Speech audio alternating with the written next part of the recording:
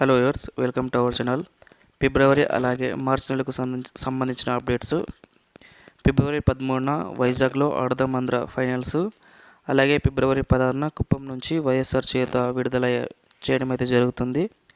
అలాగే ఫిబ్రవరి 18న సిద్ధ ముగింపు సమావేశం మరియు కొత్త మేనిఫెస్టో విడుదల.